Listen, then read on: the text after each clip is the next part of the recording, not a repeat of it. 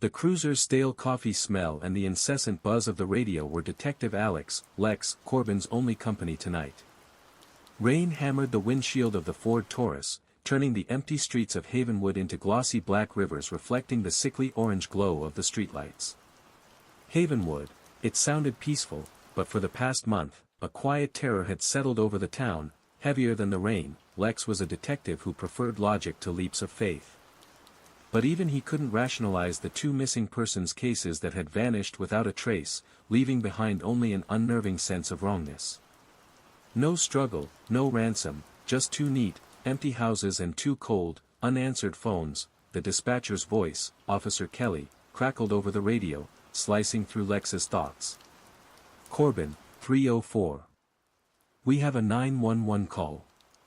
Unconfirmed disturbance, 1420, Elderwood Lane. Caller hung up. Silent line. Elderwood Lane. That was the old money district, mansions built in the 1920s that always held their secrets close. Lex gripped the steering wheel. 304 copy. En route. Send a patrol unit for backup, Kelly.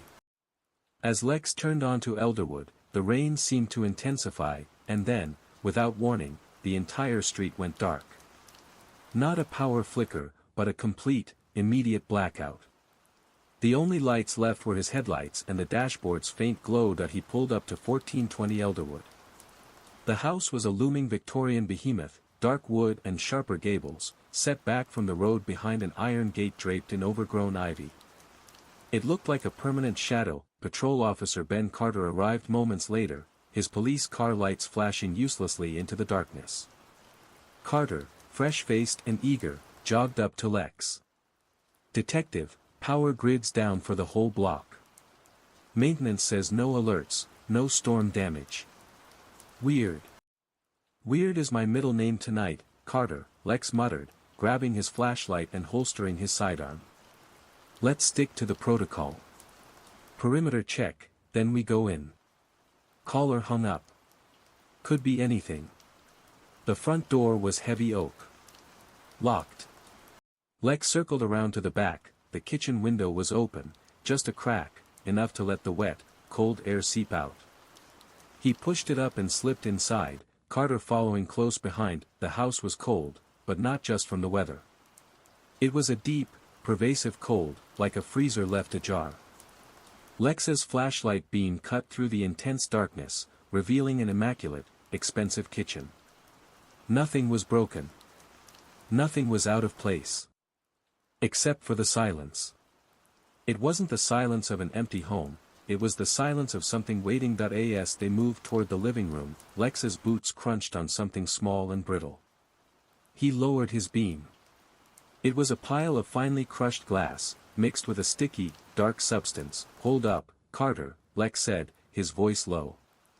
He squatted, examining the residue. The glass wasn't from a window. It looked almost like a broken light bulb filament. The dark substance was blood, but it was too thick, almost tar-like, and strangely odorless. Suddenly, Carter whispered, his voice tight with fear. Detective, look at the wall. Lex spun his beam to the wall beside the grand staircase. Scrawled directly onto the antique wallpaper, not with paint or marker, but smeared with that same thick, black-red substance, was a symbol. It wasn't a letter or a number. It was a complex, interlocking geometric design, a spiral inside a square, with small, precise cuts radiating outward. It was the exact, identical symbol found at the two previous missing persons' residences.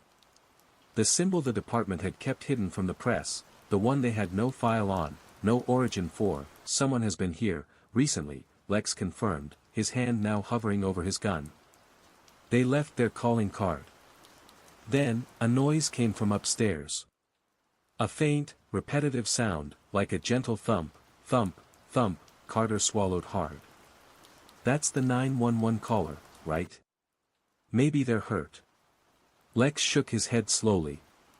The phone was silent, Carter. And the back door was already open. He gestured toward the unsettling symbol. This is a sign. Not a cry for help. They mounted the staircase. Each step creaked beneath the heavy silence.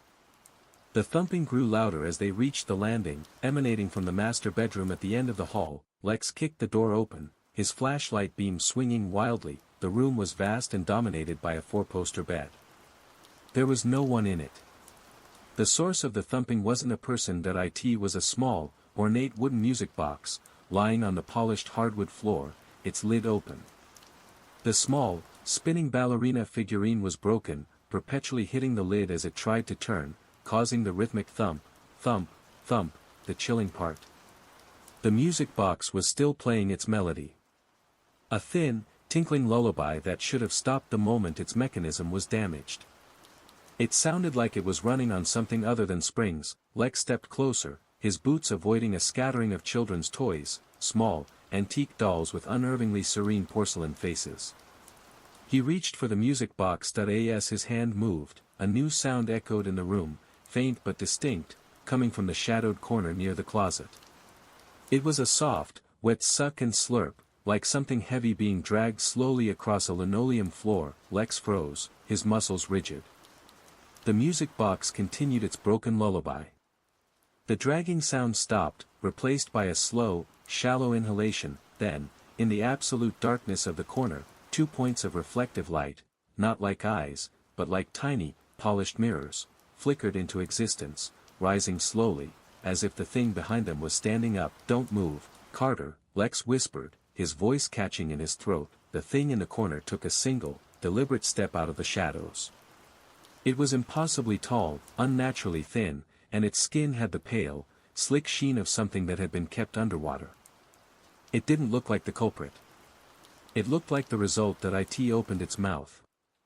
And instead of a scream, or a growl, a voice emerged, a dry, whispery voice that sounded exactly like the crackle of the police radio. "Corbin, 304. Caller hung up. Silent line. It was mocking them. It knew their codes. Before Lex could react, the figure lunged. Not towards him, but past him, directly at the open doorway, and Officer Carter screamed. Officer Carter's scream wasn't one of pain, it was pure, paralyzing terror. The tall, pale entity didn't attack Carter. As it lunged past Detective Corbin, it didn't even touch the officer. Instead, it vanished into the hallway shadows with impossible speed, leaving behind only a brief, sickening scent, something metallic and bitterly cold, like static electricity mixed with stale blood. Lex was instantly on the move. He slammed his body into the hallway, his gun up, flashlight beam cutting violently through the darkness. "Carter.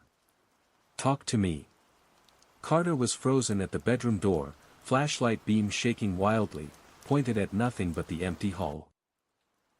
It was looking at me, Detective. Its face, it didn't have a mouth, not really. Just, a black hole. "We need to go, now." Lex grabbed Carter's arm, hauling him forward. "It knows we're here. It knows the codes. This isn't a break-in, it's a setup." They pounded down the main stairs. The silence of the house had been replaced by a low, persistent humming, vibrating in the very air around them. Lex hit the ground floor, racing for the back entrance, but the kitchen window, the one he had slid open just minutes ago, was now slammed shut. And bolted from the inside. Damn it. Lex tried the lock, the cold metal refusing to budge. Front door. They sprinted toward the main living area. The intricate symbol on the wall, the spiral inside the square, seemed to pulse mockingly in their light. As they passed, the air in front of the symbol shimmered, and a voice, high-pitched and distorted, whispered directly into Lex's ear, "Don't let them see." Lex spun around, aiming his gun at the source of the sound, but there was nothing there. What was that? Carter gasped, clutching his own sidearm. "Nothing. Keep moving." The massive oak front door was ahead. Lex reached for the deadbolt, and his flashlight beam dropped. He instinctively looked down, and a chill that had nothing to do with the cold air shot through him. Lying neatly on the Persian rug in front of the door was a wallet. It was open. The ID showed the face of a man named Marcus Doyle, one of the missing persons from 3 weeks ago. Lex didn't touch it. He knew it was bait. But the implication was clear, Doyle hadn't just vanished. He had been here. Carter, get the door open. Now. As Carter fumbled with the heavy, antique locks, the low humming in the house intensified, building into a painful, resonant drone. The light on Lex's flashlight began to flicker wildly, then, they heard the thump, thump, thump, again, louder this time. The broken music box wasn't upstairs anymore. It was somewhere nearby. It's moving too fast, Carter stammered, his fingers slipping on the lock. Lex pulled out his secondary light and shone it into the expansive, dark living room. The room was dominated by an enormous marble fireplace. The broken music box was sitting directly on the mantelpiece. And scattered on the hearth below it were dozens of personal items, keys, watches, reading glasses, and IDs belonging to people Lex had never seen before, people who had simply disappeared from Havenwood over the last 5 years, cases that had gone cold, labeled as runaways or lost souls. This wasn't just about the 3 missing persons. This house was a collector. The humming reached a deafening crescendo. The power generator outside must have overloaded, because suddenly, all the remaining battery-powered devices went haywire. The police radio on Lex's belt shrieked with static, and the voice of Officer Kelly burst through, terrifyingly loud and garbled. Bin 304. Why are you not responding? We lost the signal. Get out of that. Get out of that. Then, the lights on the mantelpiece went out entirely. They were plunged into absolute, impenetrable darkness. The humming stopped. The radio died. The only sound was the broken, sickening lullaby of the music box. Lex heard the metallic, wet slurp behind them. The creature was back, and it was close. Lex, Carter whispered, his voice shaking beyond control. I can hear breathing. It's right behind me. Lex didn't turn around. He held his breath, desperately searching the absolute blackness, trying to locate the front door again. That he heard the faint click of the deadbolt locking, followed by a soft, dry chuckle that didn't come from a throat. It came from the walls. They were sealed in. Just then, a light pierced the darkness. Not a flashlight, but a faint, pulsing red glow coming from deep within the house. From the corridor leading to the dining room, the music box on the mantelpiece stopped its thumping. The lullaby ceased. That a voice, thick and ancient, echoed through the suffocating darkness, and it wasn't the radio-mocking voice this time. It was the voice of a judge delivering a final, damning verdict. The collection is complete. Lex grabbed Carter by the vest and sprinted toward the single point of crimson light. It was their only way out, or their final trap. We run toward the light, Carter. We don't look back. They burst through a swinging door and found themselves in a long, narrow hall. At the end, the red light pulsed violently. It was coming from a set of double cellar doors. As they neared the doors, Lex looked down again, catching a brief glimpse of something in the corner of his eye. The wooden floor was covered in a thin layer of the finely crushed glass and tar-like blood. But now, embedded in the viscous mixture, were dozens of small, white, perfectly rounded objects. Lex didn't need his flashlight to recognize them. They were human teeth. He kicked the cellar doors open, pushing Carter through, and leaped in after him, plunging into the crimson-soaked stairwell. He slammed the doors shut, just as he heard the swift, echoing thud of the entity landing on the floor above them. It was a prisoner in its own house, but only for a moment. Below them, the red light grew stronger, pulsating rapidly, illuminating a steep descent into what looked like an industrial, steel-lined chamber. Lex, Carter croaked, pointing a trembling finger down the stairs. What is that light? Lex looked down at the source. It was a single, huge, flickering security lamp mounted on the ceiling of the concrete room below. It was tinted deep crimson by something smeared over the bulb, and beneath the light, standing perfectly still, was a figure. It was a man in a police uniform, his back to them, facing a wall. His uniform was old, 1980s era, and his shoulder patch was from the Havenwood PD. Backup, Carter whispered, relief flooding his voice, but as the man slowly turned toward them under the pulsing crimson glow, Lex saw his face. Or what was left of it. The face was melted, smooth, and waxen, stretched into a permanent, silent scream. And in his hand, he wasn't holding a weapon. He was holding the microphone to a police radio, the cord dangling, severed. The figure opened its mouth, and the radio crackle from upstairs, the sound the entity had mimicked, came out, clear and loud. Corbin, 304. We have a 911 call. Unconfirmed disturbance. This wasn't backup. This was the entity's first victim, preserved and animated. Lex fired his sidearm, the deafening crack echoing through the basement chamber. Lex's single shot slammed into the chest of the figure in the uniform, the static man. The effect was immediate and horrifying. Instead of blood, a puff of fine, gray dust exploded from the fabric, and the figure collapsed instantly, not like a body, but like an empty suit dropped to the floor. It's not alive, Lex growled, adrenaline coursing through him. It's a shell. A mechanism. He grabbed Carter and shoved him down the steel-lined steps. They landed on a concrete floor slick with moisture. The basement chamber was massive, industrial, and overwhelmingly cold. Pipes crisscrossed the ceiling, dripping steadily. The only light was the pulsing, crimson glow from the smeared security lamp. We need to find an exit, Carter, Lex said, his voice flat with forced control. Stay sharp. The chamber was lined with shelves stacked high with boxes, but the far wall drew their attention. It wasn't concrete, it was an enormous, custom-built vault door, secured by a wheel lock thicker than Lex's arm. It's storing something, Carter whispered, pointing to the vault. Something important. As they approached the vault, the air grew thick with that metallic, static odor. The whispers returned, louder now, seeming to emanate from the pipes and walls, dozens of fragmented, overlapping voices, all murmuring police jargon. Check 10-4. Code 7-2, no activity. Dispatch, I'm 10-9, it was a chorus of dead radio chatter. The entity was clearly tied to the police frequency, using the language of its victims. Lex ignored the noise, focusing on the vault. He ran his hand over the heavy steel. No handle, no keypad, just the massive wheel and a small, recessed panel above it. Look here, Lex said, shining his light on the panel. It wasn't a modern biometric scanner. It was a shallow, rectangular indentation, perfectly sized and shaped for a police badge. Carter finished, realizing it instantly. It's designed to be opened by one of us, Lex observed, his mind racing.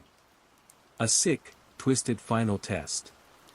Lex hesitated for a moment, then pulled his shield from his belt.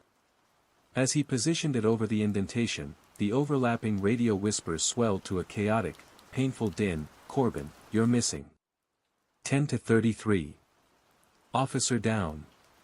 10-33, he jammed the badge into the slot. The second it locked into place, the overwhelming noise cut off instantly. The silence that followed was absolute. A single, metallic chhh chunk echoed as the vault door's internal mechanism engaged. The wheel began to turn slowly, grinding against unseen gears, forcing the massive lock to release. Step back, Lex commanded. The heavy vault door hissed and swung inward on well-oiled hinges, revealing a small, brightly lit room beyond, lit not by crimson light, but by a pure, sterile white glow. Lex stepped into the vault first, gun raised, scanning the small room. It wasn't a prison. It was an office. A single metal desk sat against the far wall, spotless and organized. On the desk were three objects: a large, antique, leather-bound book. An old-fashioned reel-to-reel tape recorder. A single, pristine police badge. This badge wasn't modern. It was the original Havenwood PD badge from the 1960s, silver and engraved with the name, J. Anchor. What is all this? Carter breathed, stepping hesitantly into the white light. Lex approached the desk. He didn't touch the book or the tape recorder. He picked up the old badge. It felt strangely warm. As he held it, the white light in the room dimmed slightly, and the tape recorder clicked on automatically. The reel began to spin. A voice, calm, deep, and unervingly familiar, filled the tiny vault. It was the voice of the 911 dispatcher, Kelly, but older, slower, and laced with a profound weariness. Log entry 47. October 1968. They called him Anchor. Detective James Anchor. He was the chief investigator on the missing kids cases, the ones that went cold 20 years ago. Anchor didn't give up. He found something in the woods outside Havenwood. A sight. He went back to the department, filed his report, and then, he disappeared. The voice paused, a single, deep sigh filling the void. Anchor's report wasn't a standard case file. It was this book. He wrote about the symbol, the spiral. He called it a key. He wrote about the silence, how the victims never screamed, because the thing took their voices first. And he wrote about the sound. The lullaby. The mechanism of collection. The tape recorder emitted a short burst of static, followed by the familiar, high-pitched, broken thump, thump, thump, of the music box. Anchor never submitted this to the state police. He knew they'd lock him up. He believed the entity wasn't human. He believed it was collecting more than just bodies, it was collecting communication. Police codes, dispatch voices, the very language of law and order. He locked this information away, hoping the case would just go cold forever, that the thing would starve. The tape clicked off, leaving them in the sterile silence. Lex looked at the book, the realization hitting him with crushing force. The entity didn't build this, Lex murmured, clutching the old badge. Anchor did. He built this vault. He created the test. He wanted the next officer who found this house to know what they were up against. Suddenly, the white light in the vault flickered violently, turning a deep, unsettling shade of amber, and the door to the vault, the one Lex had just opened, began to grind shut, the immense will slowly turning again, locking them in. Lex lunged, trying to wedge the door open, but it was too heavy, too powerful. Lex, look up. Carter shouted. Lex looked up at the ceiling of the small vault office. The light fixture wasn't a light at all. It was an enormous, dark eye, blinking slowly, its pupil a narrow, horizontal slit, and as the vault door sealed with a final, echoing clunk, the eye began to secrete a thick, black-red tar, the same substance used to draw the symbol upstairs. The voice from the tape recorder, the true voice of the collector, came through the walls, booming, ancient, and joyful. You brought the key. Thank you, Detective Corbin. The entity hadn't been mimicking them upstairs. It had been monitoring them, waiting for Lex to bring the one thing Anchor had ensured would seal their doom, the badge. The black tar began to pour down rapidly, pooling around their feet. They were trapped inside the collection. Lex looked at the leather-bound book, Anchor's log. If they were to survive, they had to know what was in that book. He snatched it from the desk, ripping open the cover. The first page was not a log entry.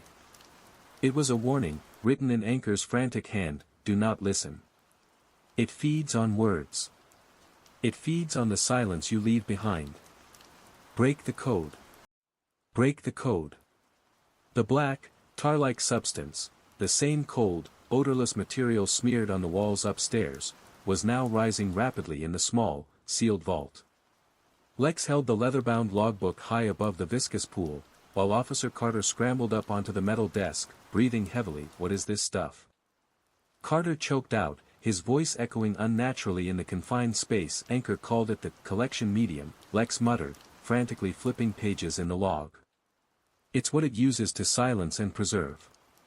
The light in the vault was now a sickly, pulsating amber, illuminating the eye-like fixture on the ceiling, which continued to weep the sticky fluid. Lex ignored the rising panic and focused on Detective Anchor's cryptic, shaky handwriting that he skimmed the introduction, past the terrifying descriptions of the entity, which Anchor referred to only as the listener, until he found a section marked mechanism. The listener is not physical in the way we understand it. It is an echo, a hunger feeding on ordered communication. The police bands, the protocols, the 911 calls. The system itself is its prey. It creates a space, the house, to trap the noise and render it silent. The victims, the collected, do not disappear. They are rendered inert, their physical forms preserved in the medium, the tar. Their voices, their means of command and communication, are harvested and stored in the echo chamber, the main basement. My fear, that it is not finished with their physical forms. I believe it is refining a method to animate them, to turn their shells into decoys, or sentinels. See, Static Man. Lex slammed the book shut for a second. The entity isn't just killing people, Carter. It's stealing our ability to talk, to call for help, to give orders. It's harvesting the system. Suddenly, the black pool of tar began to bubble violently. From the center, a sound emerged, the distinct, clear voice of Officer Kelly, the dispatcher, Corbin, 304. Respond immediately. Officer down. Repeat, officer down. The voice was coming from the tar itself. It was the entity, using a perfectly synthesized human voice, broadcasting inside the sealed vault. It's trying to draw us out, Lex. Don't listen. Carter yelled. It knows we can't get out. Lex countered, flipping the book open again, desperately searching for an answer. The tar was now chest-high on Lex that he found the final entry, marked Egress Protocol. It was short, a list of 3 points. Point 1. The key is used to enter, its negation is used to escape. The badge. What is its negation? 2. The collector fears only the absence of its food. Silence. 3. The code must be broken. It feeds on order. Introduce chaos. Lex looked down at the old Havenwood PD badge still clutched in his left hand. The key is the badge. The negation, the civilian's voice. A meaningless sound. He focused on the third point, introduce chaos. The voice in the tar shifted, becoming angrier, more demanding. Corbin. This is a direct order. Open the vault now. Get out of that house. Lex made a sudden, risky decision. He pulled out his radio, the one that had died upstairs, and held it above the rising medium. Carter, you know the protocols. The 10 codes. The phonetic alphabet. I need you to forget them. I need you to scream the most random, confusing sequence of words you can think of. Anything that is not order. What? That's insane. It feeds on order, Carter. We have to flood its collection with noise. Do it now. Lex turned on the radio and held the microphone to the tar. The entity's voice was broadcasting from within it. Start, Carter. Carter took a deep breath, his eyes wide with terror, and let out a guttural yell. Birdcage 17. Alpha. The lamp post is wearing a hat. Code 999. Spaghetti on the moon. The chairs are flying. The bizarre, nonsensical stream of words, the anti-protocol, slammed into the black medium. The effect was instantaneous and violent. The tar began to thrash, churning like a black sea. The radio voice screamed in distorted static, cutting off mid-sentence. Disrupt. The order. Lex simultaneously grabbed the old J anchor badge, his key, and, with all his strength, jammed it into the black, tar-filled opening of the ceiling's eye. The moment the badge entered the opening, the creature on the ceiling let out a single, wet shriek, a sound like 1,000 radios being smashed at once. The seal on the vault door exploded outward with a loud kratchon. The pressure released, and the vault door swung violently open, revealing the industrial basement chamber outside, but the chamber was no longer empty. Standing between the vault and the steel staircase were 3 figures. 3 static men. Point 1 was the officer Lex had shot. But the other 2 were Marcus Doyle and the other recent missing person, Sarah Jenkins. They were dressed in their civilian clothes, but their faces were the same, waxy, melted, and silent. And like the officer, their movements were jerky, unnatural, like puppets on broken strings. They were the collected, animated and deployed. Anchor wrote about sentinels, Lex yelled, hauling himself out of the still bubbling tar and back into the chamber. They're not alive, Carter. They're just remote mechanisms.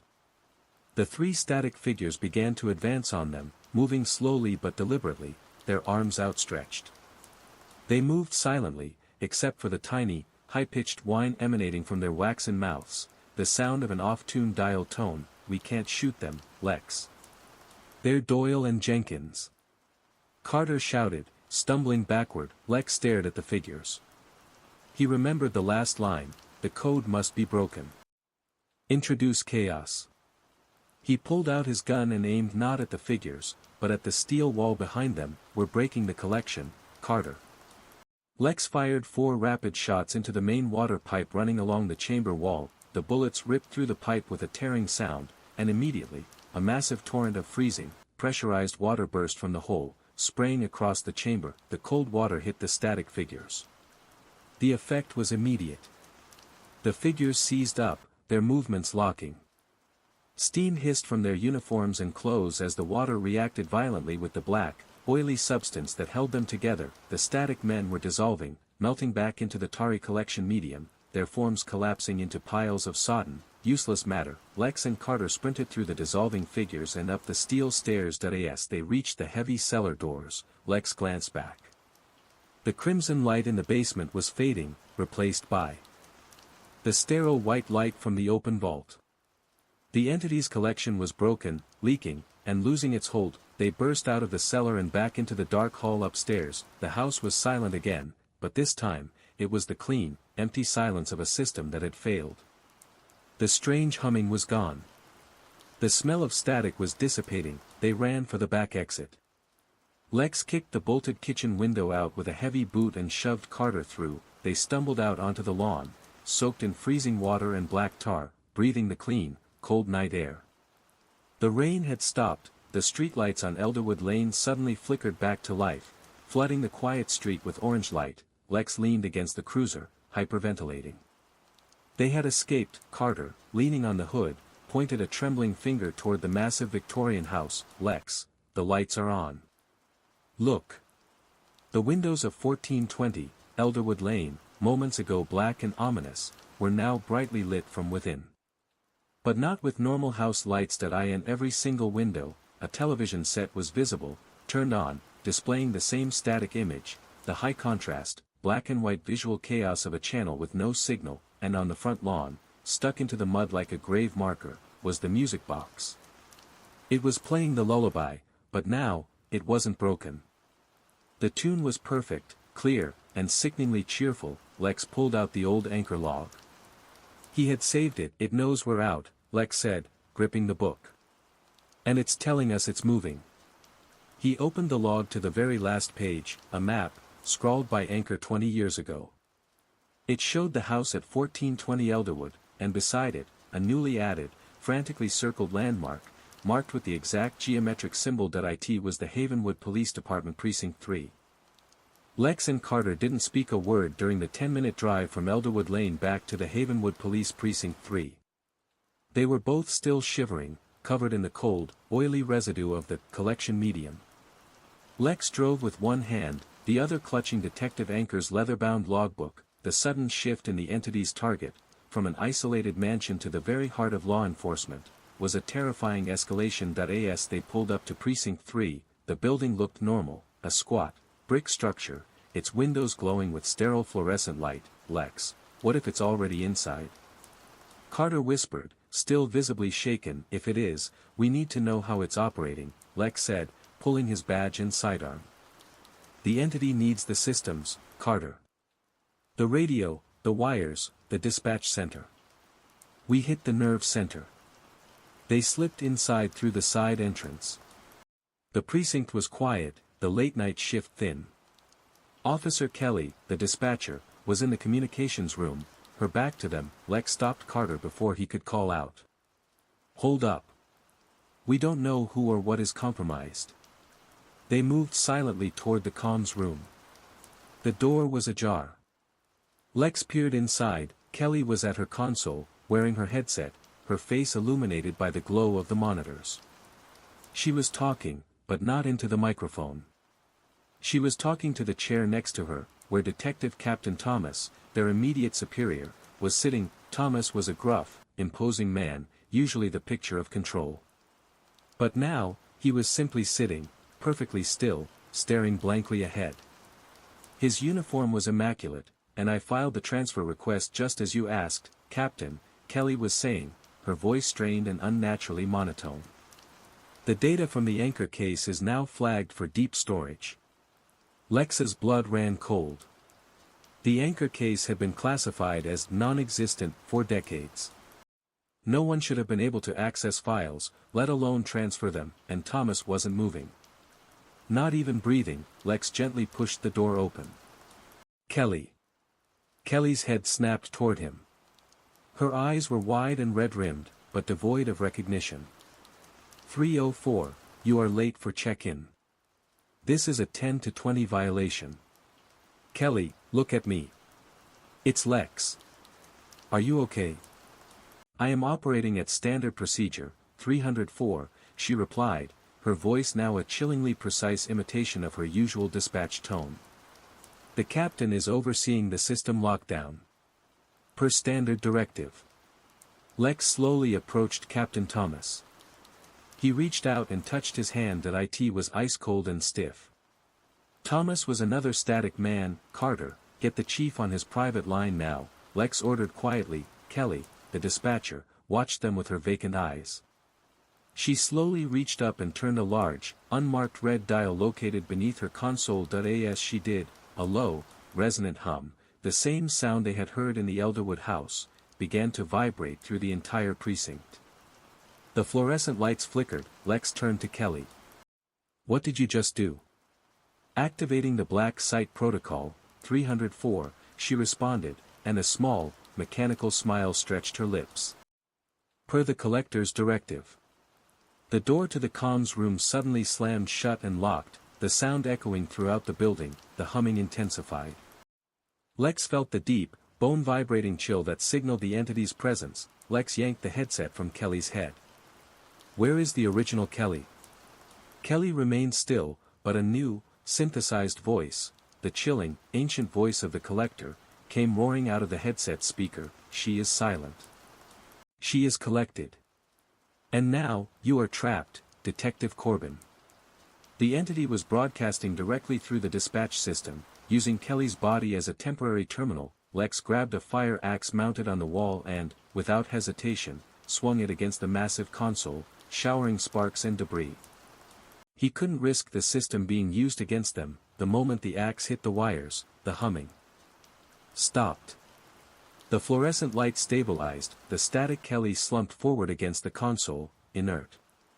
The captain remained still. We bought ourselves minutes, Lex said, ripping the logbook open to the map. It's using the building, but it needs a fixed point. A collection site. The map showed the Precinct 3 floor plan, but Anchor had scribbled notes all over it. A thick, dark line circled the entire building, with the word Echo scrawled over it, and then, his eyes fell on a small, recessed square in the center of the map, located deep in the sub-basement, the original communications hub. The old hub, Lex said, pointing. It hasn't been used since the 60s. It's where Anchor worked. That's the black site, Carter. That's where it's building the collection. A piercing, mechanical alarm suddenly blared through the building, not the fire alarm, but a high-pitched, insistent beep beep beep that seemed to originate from the sub-basement. It's telling us where it is, Carter said, tightening his grip on his gun.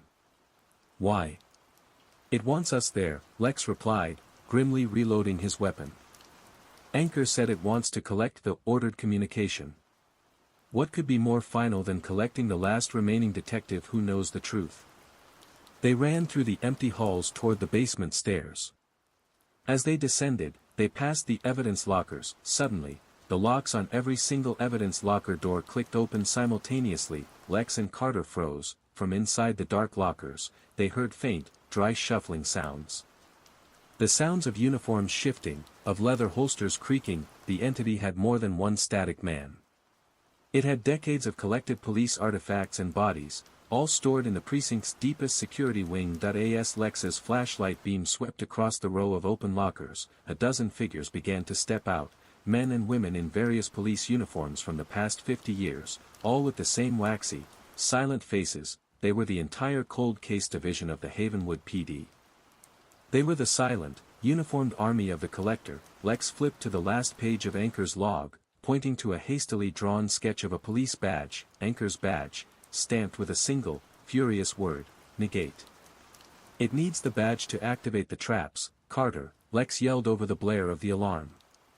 We need to do the opposite of what the protocol says.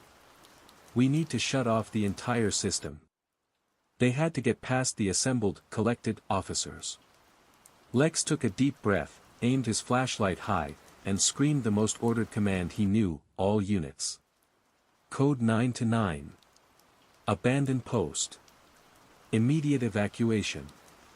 The moment the command left his lips, the horde of static officers stopped dead, their movements locking, their internal mechanisms processing the sudden, high-priority order. It was a distraction.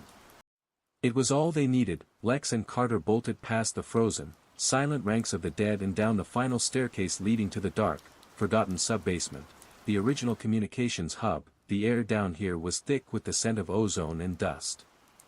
The alarm was deafening. They burst into the circular room. It was dominated by a huge, spinning satellite dish mounted on the ceiling, surrounded by banks of ancient, sparking analog equipment, and standing beneath the spinning dish, silhouetted in the alarm's red flashing light, was the tall, impossibly thin entity from the Elderwood house. It was covered in a black tar, its limbs stretching and reforming. It wasn't fully formed. It was being broadcast, materialized through the central hub. In its hand, it was holding the last thing Lex ever wanted to see, the broken music box, now fully repaired, spinning flawlessly, the perfect lullaby filling the collection site. The entity held the music box out toward Lex, and the ancient voice boomed out of the speakers surrounding the satellite dish, "Your final message, Detective Corbin.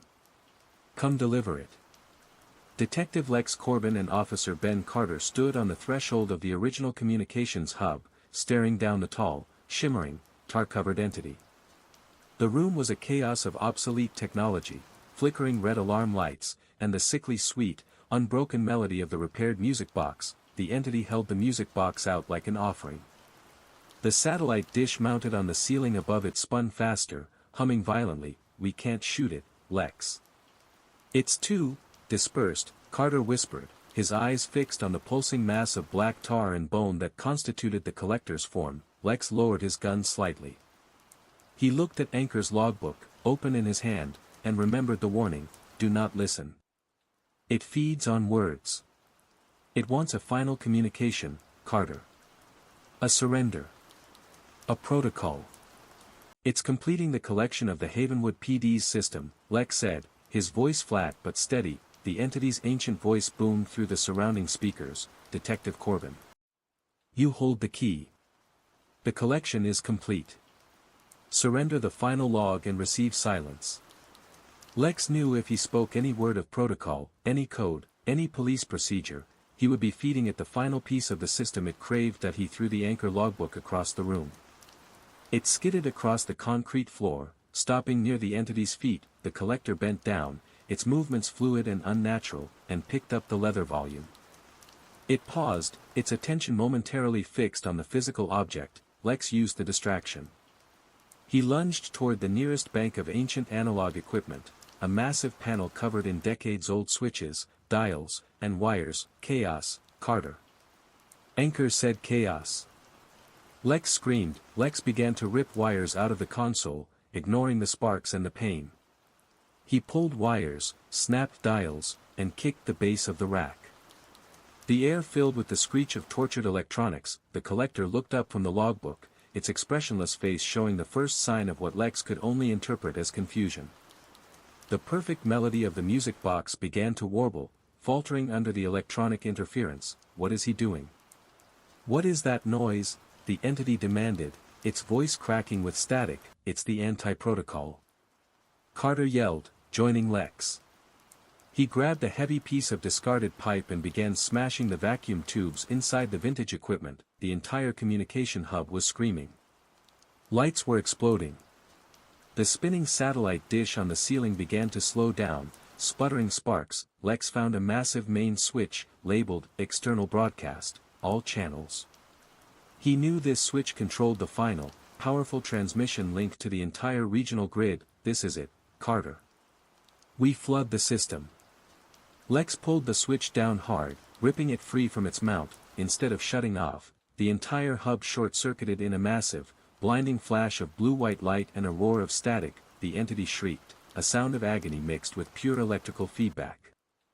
The black tar holding it together began to melt and drip away, smoking and burning under the intense energy surge. The music box fell from its hand, the melody dying instantly, replaced by a constant, deafening hiss from the speakers. Lex and Carter shielded their eyes. When the light faded, the entity was gone. Only a large puddle of sizzling, Black tar remained under the sparking satellite dish. Did we destroy it? Carter coughed, clutching his head. No, Lex wheezed, picking up Anchor's logbook from the sticky floor. The book was warped, but intact. We broke its anchor point. We overloaded the system it was using to manifest. We just bought ourselves time. The alarm finally silenced. The silence that followed was heavy, but clean, no humming, no whispers, just the ringing in their ears. Lex quickly flipped through the logbook. The entity's defeat had exposed one final, chilling entry written underneath the map. I learned its truth too late. It is not tied to the place, the house, the precinct, but to the line, the communication grid. The Havenwood system is merely a local tributary. If it is forced out, it will retreat to the main channel.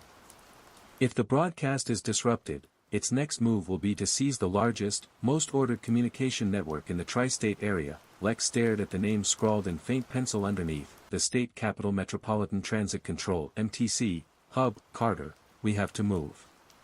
It's heading for the state capital, Lex said, urgency now overriding the pain.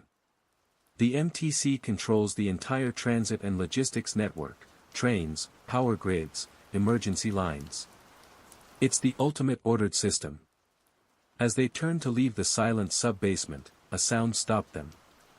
Not the collector's voice, but a fragile, human noise. A faint whimpering, coming from behind the far wall. Someone's here, Carter whispered. Lex located a small, steel maintenance door hidden behind a rusted pipe rack. He kicked it open. The tiny, dusty room was a former supply closet. Lying huddled in the corner was a figure, a young woman, dressed in street clothes, trembling violently. It was Sarah Jenkins, one of the recent missing persons, but she was alive. Lex rushed to her, checking her pulse. She was cold, exhausted, but breathing. Jenkins. Are you hurt? Are you okay? Sarah Jenkins slowly looked up at Lex, her eyes wide with terror, but also clarity. She didn't have the melted, waxen face of the static men. She began to mouth words, trying to speak. Her lips moved, her throat tightened, but no sound came out. She had been collected. The entity had taken her voice, her ability to communicate, but hadn't yet turned her into a shell. Tears streamed down her face as she fumbled in her pocket and pulled out a small, metallic object. It was a piece of jewelry, a silver charm, shaped like a tiny, intricate spiral inside a square.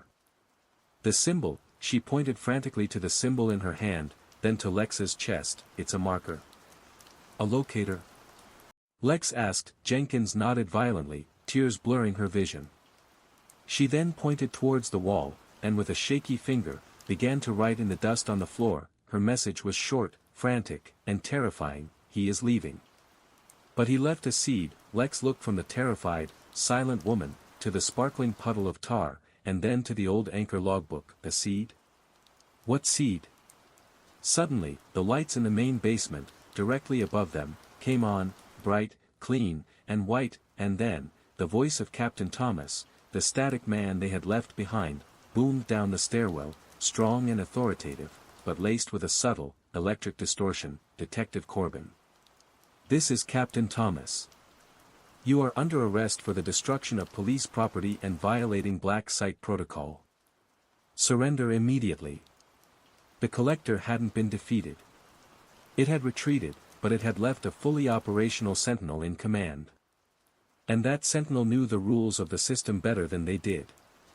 The booming, authoritative voice of Captain Thomas, amplified by the precinct's newly restored communication system, echoed down the sub-basement stairwell. Detective Corbin.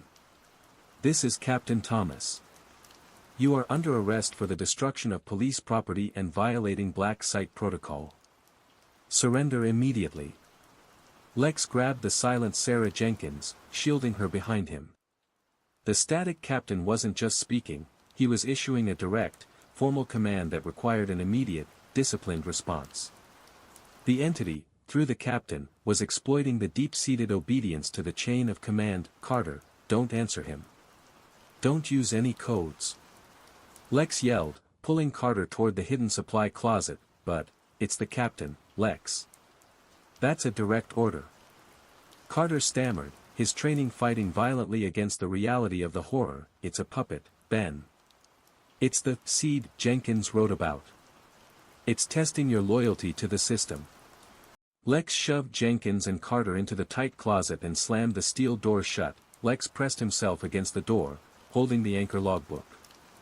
He could hear heavy, methodical footsteps descending the concrete stairs. We need a counter-protocol, Lex muttered, flipping through the logbook. Something that negates the chain of command. He found a section scrawled with desperate urgency, the highest order. When the collector uses a sentinel, the static man, to issue command, the only counter is the ultimate veto, a command so fundamentally chaotic to the system that the sentinel's programming stalls. The veto is not a code. It is an internal paradox. Lex heard the footsteps stop right outside the door. A slow, chilling scraping sound indicated the static captain was examining the steel door. The captain's voice, now calm and measured, spoke right through the metal. 304. I am assigning you to permanent non-responsive status. Prepare for collection. Lex took a deep breath. He had to overload the captain's command structure that he slammed his fist against the steel door. Captain Thomas. Code 1. I am relieving you of command. You are a 10-99. This precinct is contaminated. Code 1 was an archaic, rarely used Code 4, major disaster/act of God. 10-99 meant subject wanted. Using them together to address a superior officer was an insane, impossible act of insubordination. The scraping stopped. The heavy silence stretched. Then, the captain's voice returned, laced with a new, grinding distortion, like a faulty computer struggling to process contradictory inputs. Processing. Code 1. Contradiction. Command loop initiated. Error. 10-99. Officer status. Contradiction. The captain had stalled. Lex had introduced the necessary chaos into its internal programming. Now, Carter. We move. Lex threw open the door and darted past the paralyzed Captain Thomas, who was standing rigid, his head emitting a low, buzzing whine. The captain's body was vibrating slightly, the waxen skin of his face twitching as the conflicting commands tore at the entity's control. Lex and Carter sprinted for the basement stairs. As they ascended, Lex caught the faintest hint of movement in the main precinct hallway above. The static officers from the evidence lockers were starting to move again, drawn by the sound of the captain's activation. They burst onto the main floor. The hallway was still empty, but the subtle clicking of locks and the slow, heavy thudding of dozens of uniformed feet coming from the evidence wing told them their reprieve was short. The cruiser, Lex. We need to get Jenkins to a hospital, and we need to get to the MTC. They raced out to the parking lot. Lex threw open the back door of the Taurus and helped the silent Jenkins inside. She clutched the spiral charm tightly, her eyes fixed on the precinct building. As Lex jumped into the driver's seat, Jenkins frantically tapped the window, pointing back at the building and then pointing a desperate, pleading finger at the anchor logbook sitting on Lex's lap. She shook her head violently, then traced a circle in the air. She doesn't want us to take the book. Carter asked, strapping in. No, she wants me to leave it, Lex realized, seeing the terror in Jenkins' eyes. The book is the truth. The collector is gone, but the seed, the static captain, can still use the truth to track us. The book is the final piece of ordered communication it lacks. Lex slammed the book onto the passenger seat, pulled his radio mic, and threw it out the window. He had to leave the communication behind. That he put the cruiser in drive.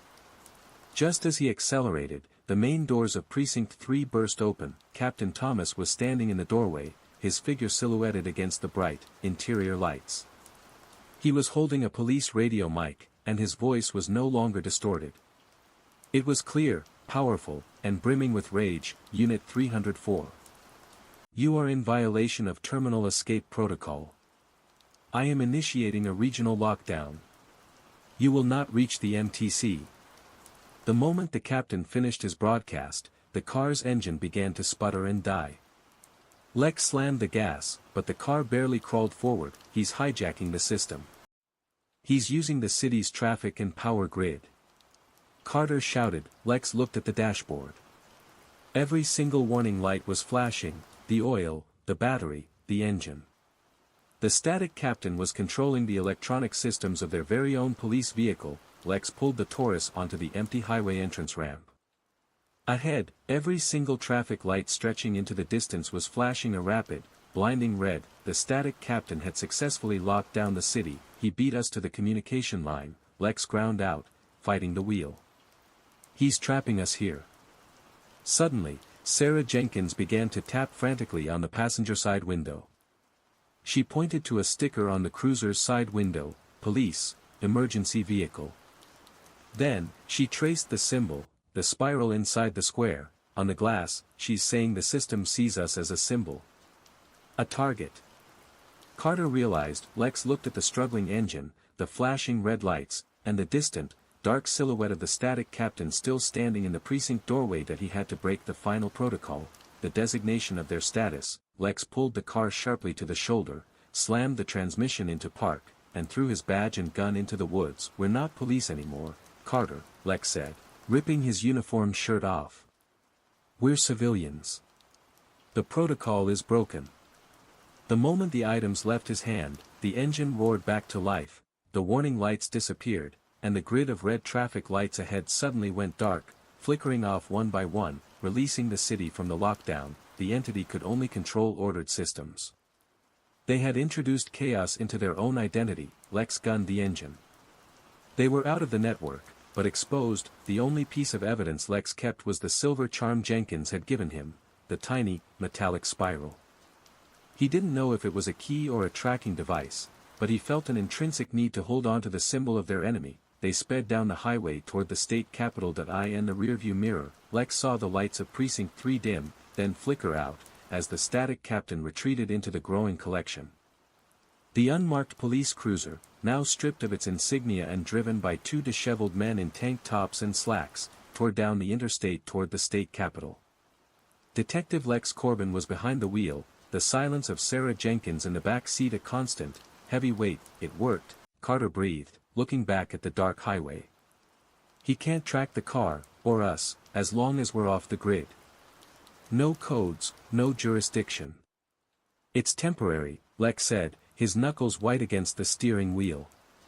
He felt the cold touch of the spiral charm Jenkins had given him, now tucked into his pocket. The static captain is just a seed. The collector is heading to the MTC, the Metropolitan Transit Control. It's the highest concentration of ordered communication in the state. The MTC was an invisible heart, controlling every train schedule, power distribution, and traffic flow for 3 million people. If the collector sees that, it wouldn't just affect Havenwood, it would cripple the entire region, creating the ultimate collection of infrastructural chaos. Suddenly, Sarah Jenkins began to whimper, clutching her head. She pointed frantically to the car's dashboard, then traced the geometric symbol, the spiral, on the window again. What is it, Sarah? What are you seeing? Lex asked, glancing quickly at the dash. There was nothing there. Just the gauges and a thin layer of dust. Jenkins then pointed to the air vents, where the air conditioning was gently pushing cold air into the cabin. She made a gesture of breathing in, then shook her head violently, her eyes wide with fear. It's in the air. Carter asked, baffled. No, not the air itself, Lex muttered, slowing the car. He looked at the vents, then remembered the static man's melted face and the overwhelming scent of static electricity in the Elderwood house. The air system. The vents, the wires, the circulation, it's all part of an ordered network. Lex pulled the car onto a deserted rest stop and killed the engine. That seed the captain left behind wasn't just the captain himself, Lex realized, the terrifying implication dawning on him. It left a low-frequency, residual energy signature within the local communication grid, one that travels on electric currents and air waves. He reached over and slammed the climate control panel with his fist, turning off all internal fans and ventilation. The moment the system went dead, Jenkins slumped back against the seat, her breathing easing slightly. It was using the car's systems to broadcast a low-level frequency, using the AC wires like tiny speakers, Lex explained. It was trying to break her silence, to force her to speak a code, to complete the collection of her voice. Jenkins pointed to a piece of paper on the floor. an old parking ticket. She picked up a dirty pen and, with shaking hands, began to write a message. He takes the words, but leaves the sounds. Look for the sound. The key is not the symbol, the sounds. Carter repeated. The music box lullaby. Jenkins shook her head violently, then pointed to Carter's ear, and then to a faint red stain of tar on the floor of the car. She wrote again, the listener is coming for the MTC's heartbeat. The rhythm. Lex looked at the map and Anchor's log one last time, focusing on the notes near the MTC hub. Anchor had written, the hub is a complex organ. The collector will try to seize the master clock, the source of all schedule, all flow, all order, the rhythm, Carter. The master clock controls the precise timing of every train, every traffic signal, every power surge. That's the MTC's heartbeat, Lex said, snapping the book shut that he sped back onto the highway. The state capitol skyline was now visible on the horizon, a cluster of bright, ordered towers. As they got closer, the flow of traffic began to change. Cars were moving too uniformly, too rigidly, maintaining mathematically perfect distances. The streetlights flashed in perfect, synchronized patterns that defied normal timing. Look at the trains. Carter pointed. On the elevated tracks running parallel to the highway, 3 commuter trains were moving, all running perfectly parallel, maintaining an identical, steady speed, forming a perfect, slow-moving line. The collector was already initiating control of the MTC's peripheral systems. Lex swerved the car off the main road, taking a detour through the city's old industrial district. An area with minimal electronic infrastructure. We go low-tech. No major power lines, no modern systems. Lex decided. They pulled up to the MTC building, a massive, concrete fortress that looked more like a bunker than an office. It was secured by a heavy, chain-link fence. We can't just walk in. The security here is run by the MTC's own network, Carter pointed out. Jenkins, still silent, tapped Lex's arm. She pointed to a set of massive, abandoned ventilation ducts running along the ground near the fence. She wrote one final message on her palm, maintenance key. Lex recognized the opening. The ducts led directly to the sub-basement where the original HVAC and clock systems were housed. It was the system that fed the sound into the building. She knows the schematics, Lex realized. She must have worked here, or someone she knew did. They climbed the fence, leaving the car behind. They pulled open the heavy metal grill on the ventilation shaft and dropped down into the dark, dusty duct. As Lex lowered himself, he heard a sound, not the lullaby, not the static, but a faint, rhythmic tick. Tock. Tick. Tock, coming from the depths of the air shaft. It was the master clock. The MTC's heartbeat. They crawled through the cramped, dark passage, dust and the faint smell of oil filling their lungs. The ticking grew louder, more precise, driving them forward. Suddenly, the duct vibrated violently. A deep, resonant noise filled the metal tube, cutting off the ticking. It was the roar of a train horn, not from outside, but from somewhere inside the building. The sound was immense, deafening, and sustained, like a physical pressure wave. The collector was testing its new weapon. Lex and Carter dropped out of the duct into a vast, humming sub-basement. The air was thick with heat and the smell of ozone. In the center of the room, behind a glass wall, was a circular control room, the nerve center. And there it was, the master clock.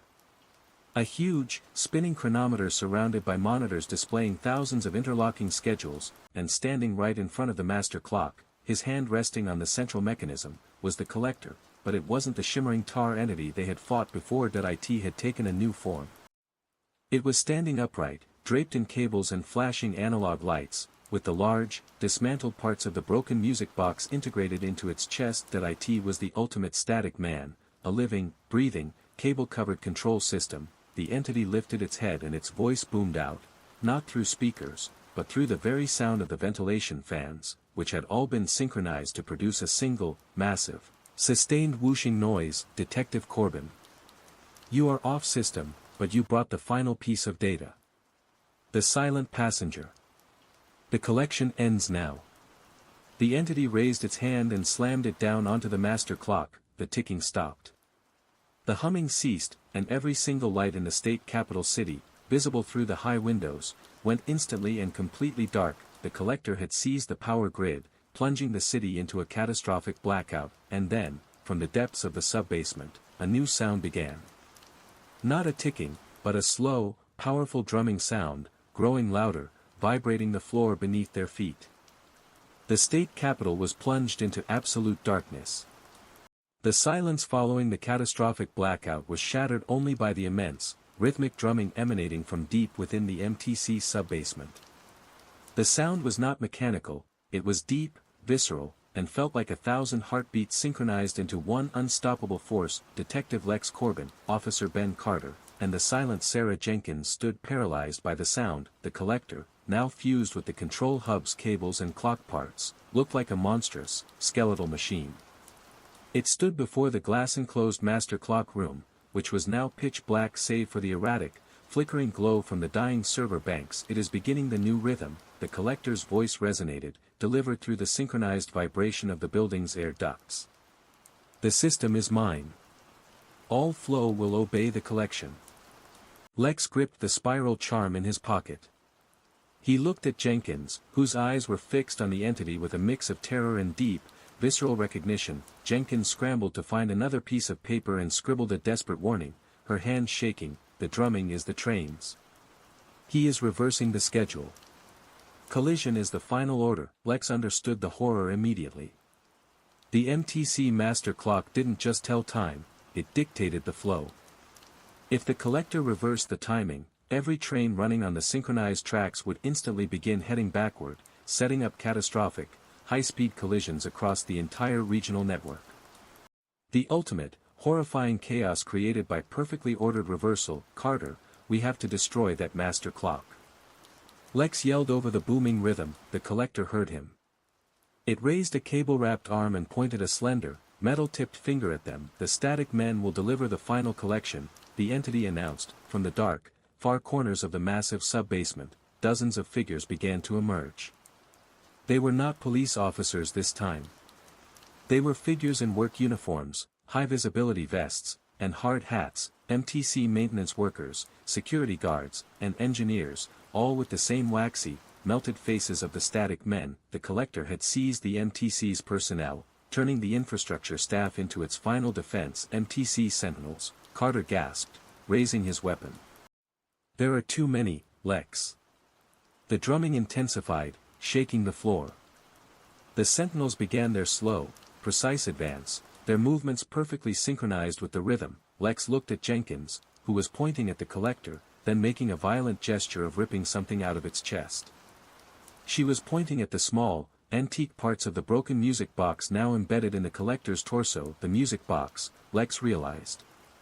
It was the original anchor point, the mechanism of collection. It repaired it to make this new body function. Lex pulled the spiral charm from his pocket. Jenkins, is this a key? Tell me. Jenkins nodded frantically, then pointed to the charm and then to the glass wall of the master clock room. She wrote one word, frequency. The charm, it's a counter-frequency emitter. Lex deduced that he had to get close enough to the master clock, and the collector, to use it. Carter, give me cover. I'm going for the glass. Hit the sentinel's legs, don't aim for the chest. Lex knew the sentinels were only held together by the collection medium. Shooting the center would be ineffective. Shooting the supports might introduce enough chaos to make them collapse. Carter opened fire, aiming low. The cracks of the gunshots were swallowed by the booming drumming. The sentinels were hit, but they didn't fall, they merely stumbled, their legs emitting small puffs of gray dust. Before regaining their synchronized stride, Lex sprinted toward the glass-encased master clock room, dodging the slow, grasping arms of the advancing sentinels. As he reached the glass, the collector turned its head, the metal cables around its neck sizzling. Protocol. Breach. The silent passenger is irrelevant. The drumming stopped instantly. Instead, the collector issued a new, terrifying sound, a high-pitched, piercing tone that reverberated painfully inside Lex's skull. It was a sonic attack, designed to overload his sensory system. Lex dropped to his knees, clutching his head, fighting the urge to surrender to the deafening pain. He fumbled in his pocket for the charm. Carter, seeing his partner fall, did the only thing he could think of. He abandoned his weapon and ran toward the massive, open cable banks on the side of the room. If you want chaos, you get chaos. Carter screamed, before the tone drowned him out, that he grabbed 2 handfuls of thick, heavy power cables, red and blue, and began violently wrapping them together, forcing an accidental, massive crossover. The instant the cables touched, the entire wall of the MTC sub-basement exploded in a catastrophic shower of sparks and blue electrical fire. The sonic tone cut off abruptly, replaced by the deep, powerful roar of a massive power surge. The collector shrieked, its body convulsing violently. The explosion was chaos enough to momentarily distract it and destabilize its connection to the system. Lex seized the opportunity. He scrambled to his feet, sprinted to the glass, and hammered the spiral charm against the thick, reinforced barrier. The charm didn't break the glass. Instead, the tiny metallic spiral began to glow intensely with a cool, pure white light. As the light intensified, it emitted a brief, sharp WUB sound, a deep, modulating frequency that directly counteracted the collector's vibrations. The glass wall shattered into a million tiny, perfectly round pieces of clear ceramic. Lex leaped into the control room and straight toward the collector. The entity turned, its multifaceted body snapping toward him, its mechanical face contorted in rage. It raised its cable arm to strike. Lex didn't hesitate. He thrust the glowing spiral charm deep into the antique music box embedded in the collector's chest. The moment the charm made contact, the entire collector entity seized up. The light from the charm flared, and the whole body began to vibrate violently, emitting a sound that was the exact opposite of the collector's tone, a pure, resonant sigh. The collector wasn't just destabilized, it was being negated. No. The sound of the system, the truth, not collected. The entity screamed, its voice now thin and weak. The collector collapsed, not into tar, but into a massive pile of useless, sparking cables, shattered clock parts, and melted plastic. The music box charm lay glowing briefly on the floor, then faded to dull metal. The threat was gone. The drumming stopped. The building was silent. Lex leaned against the master clock, his entire body shaking, surveying the utter devastation. They had won the battle, but the city was still dark. Suddenly, a sound came from the doorway. Not a sentinel, but the faint, rhythmic clicking of a radio being turned on. Carter was standing in the doorway, covered in soot, holding a damaged radio. Lex, look. Carter pointed to the master clock, which was beginning to slowly, erratically tick again, and then, a tiny, fragile, human sound came from the entrance of the sub-basement. Sarah Jenkins, the silent passenger, stood in the doorway. She was pointing at the destroyed collector and then back at herself, and then, she spoke, her voice hoarse and soft, but perfectly clear. The sounds, they belonged to the dead. The silence in the MTC sub-basement was profound, broken only by the erratic, lonely ticking of the half-repaired master clock and the soft crackle of Officer Carter's damaged radio. Lex Corbin stared at Sarah Jenkins, whose recovered voice was hoarse but clear. The sounds, they belonged to the dead. Sarah, your voice, you can speak, Lex said, stepping toward her. He took the words, detective. The structure of the sentences, the protocol, the meaning, Jenkins explained, her eyes fixed on the pile of cable and wreckage that was the collector. But the sounds, the breathing, the sighs, the timbre of the voice, he couldn't hold them all. When the frequency was broken, the collection was rejected. I got mine back. She pointed to the heap of wreckage. The music box was the collection point for the sounds. The collector was broadcasting them, confusing the system. Lex looked at the master clock, which had begun ticking with a slow, hesitant rhythm. The rhythmic pulse was barely enough to maintain the MTC's core functions, but the massive power grid remained dark. We stopped the collector, but the city is still blacked out, Lex said. We need to get the main grid back online. I know the system, Jenkins said, stepping forward with newfound clarity. The collector seized the power grid by reversing the current in the central regulator. If we can reroute the flow through the backup clock sequence, we can restore auxiliary power. As Jenkins moved toward a complex panel, Lex noticed Carter fiddling nervously with his radio. Carter. What is it? Carter held up the device. It's the radio, Lex. I can hear something. Not static, not the collector. Just voices. The voices were faint, overlapping, and utterly devoid of meaning, like dozens of conversations playing at once, but with the volume turned down so low they were just a buzz of human sound. That's the residual collection, Jenkins said without turning around. The words it harvested. They're still trapped in the regional frequency. Suddenly, the overlapping whispers stopped. A single voice broke through the radio speakers, sharp and clear. Log entry 47. October 1968. He is gone. But the truth remains in the system. It was the voice of Detective James Anchor, the original investigator, broadcasting from somewhere deep inside the fractured communication system. Anchor, Lex breathed. He left a trace. A final protocol. The voice continued, sounding strangely peaceful. The collection medium is not inert. It waits. It is vulnerable only to the ultimate non-command. The sound of release.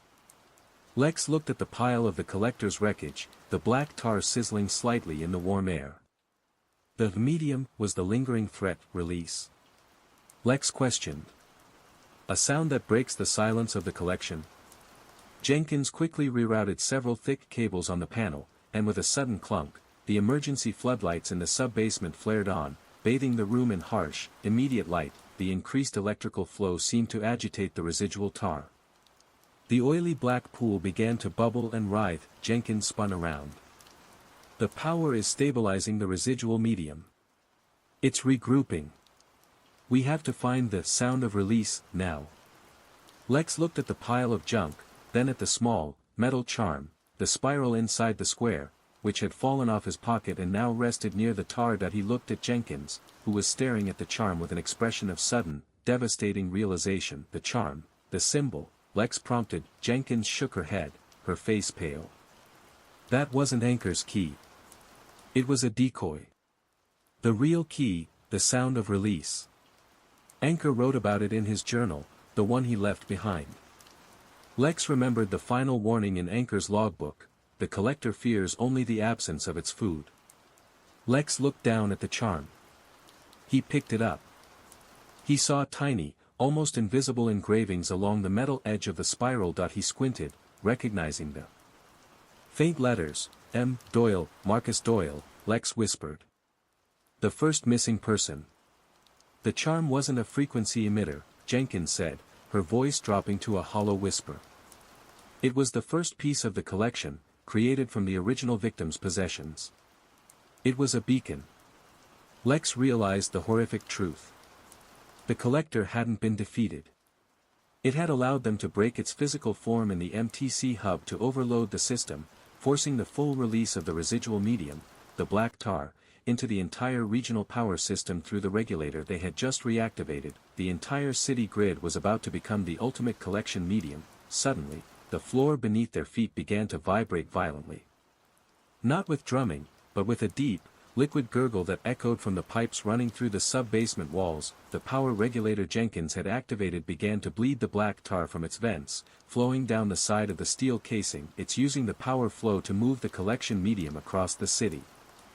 Lex yelled. Carter, holding the radio, suddenly screamed, pointing at the radio speakers. From the speakers, a clear, human voice, strained with terror, emerged. My son is locked in the house. The door won't open. Please, send help. The light, it's turning black. Please.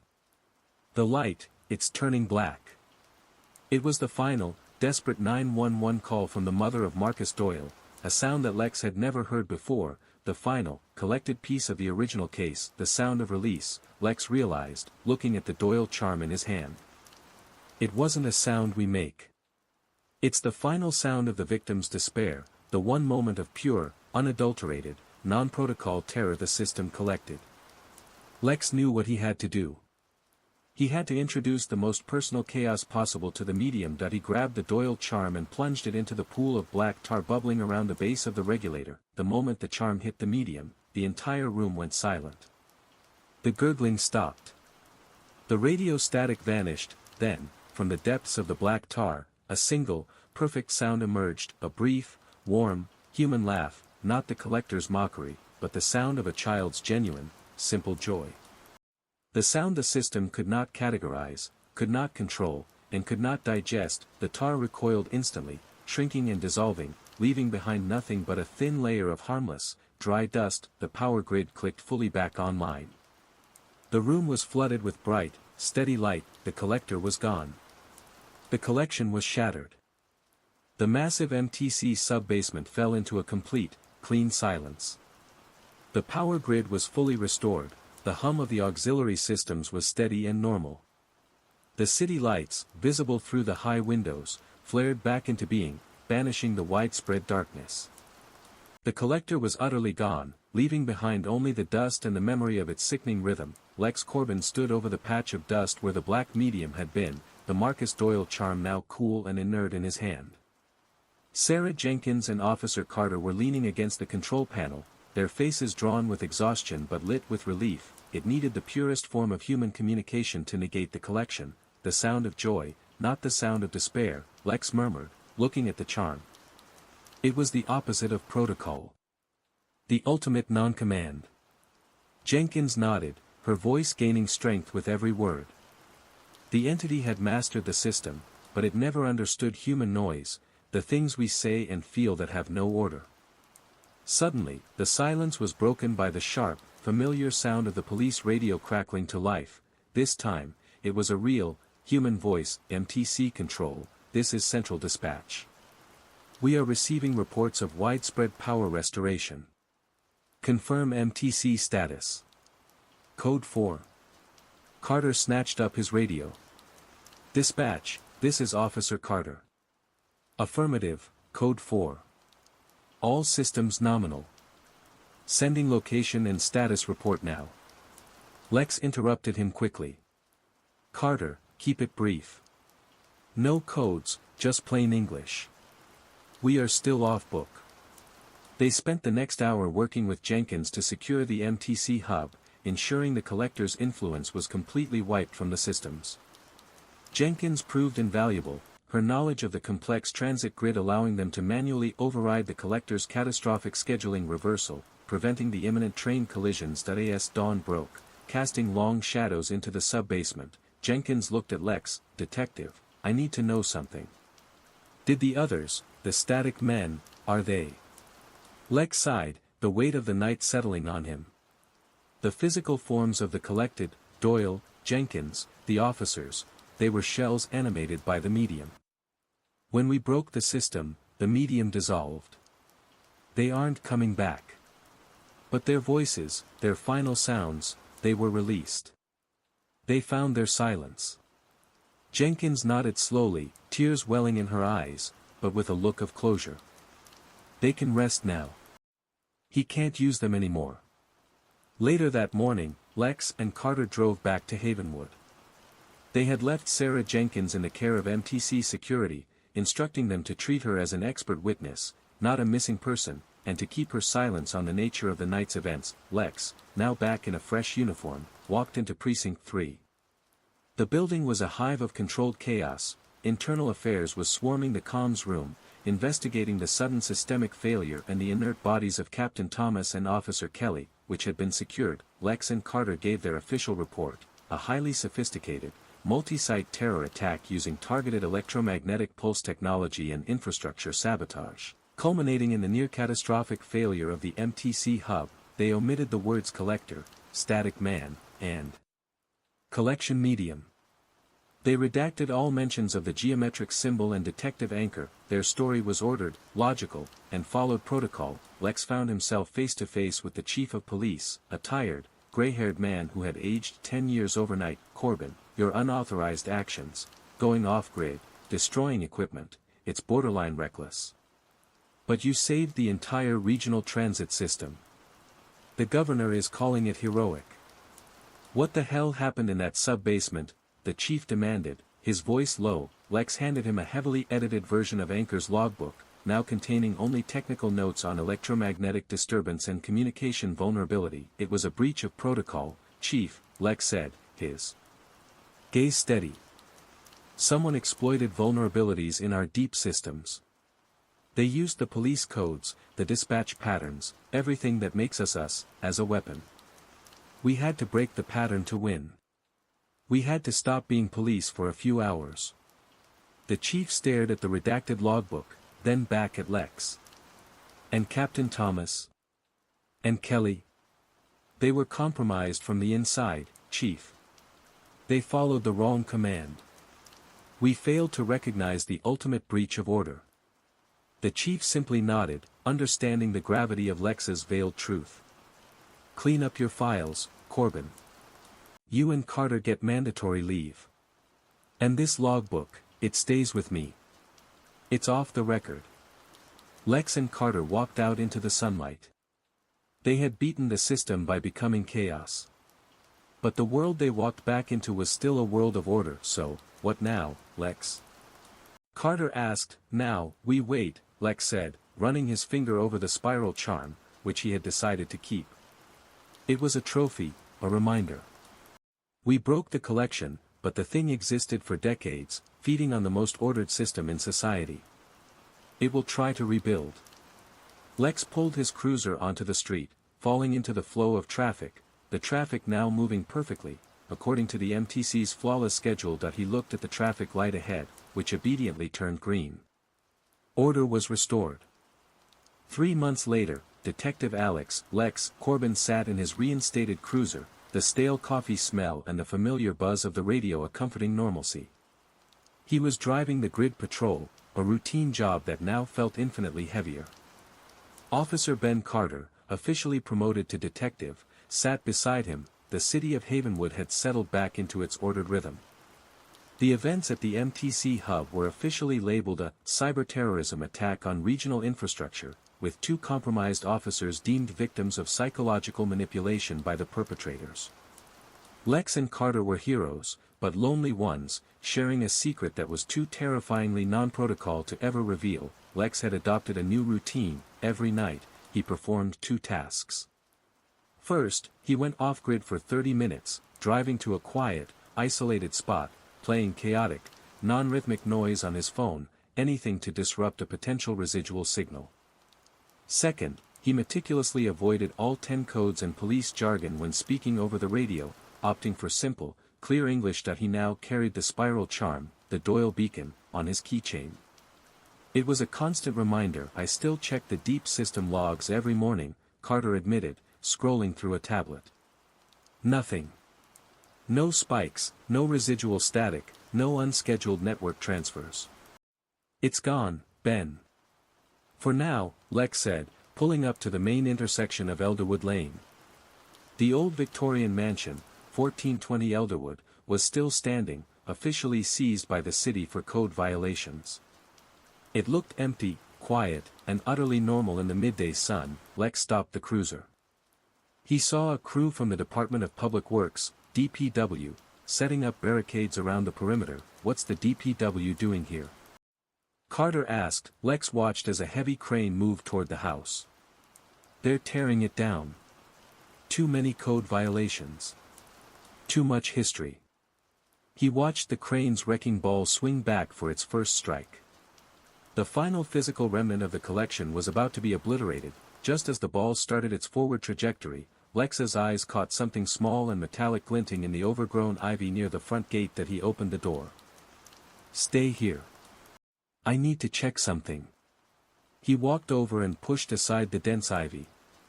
Embedded in the metal framework of the gate was a small, crudely welded sign. It was the familiar square, but the intricate spiral inside had been replaced by a simple, crudely drawn infinity symbol. Infinity. It was a sign. Not from the collector, but from someone else. Beneath the symbol, etched deep into the metal, was a single word: listen. Lex stared at the sign.